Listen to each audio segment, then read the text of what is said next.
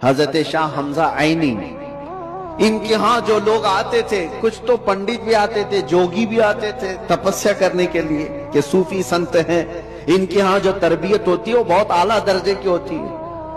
آپ یہ کہتے تھے کہ انسان سب سے زیادہ کن چیزوں کا محتاج ہے؟ کھانے کا، پینے کا، سونے کا، یہی سب چیزیں نا۔ اس پر تو وہ کنٹرول کرا ہی دیتے تھے۔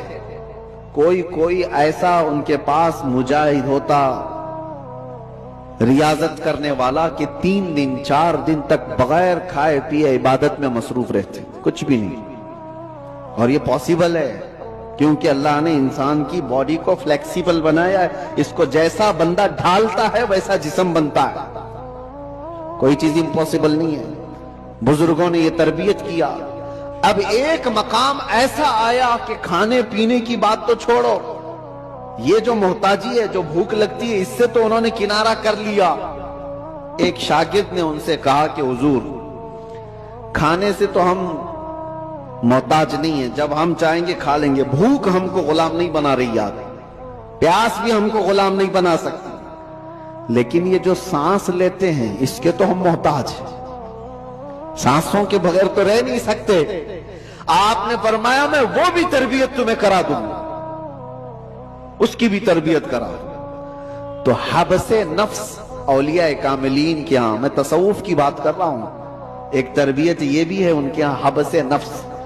حبس نفس یا حبس دم جس کو کہا جاتا ہے، کیا ہے؟ ان کو سانس روکنے کی تربیت دی جاتی تھی۔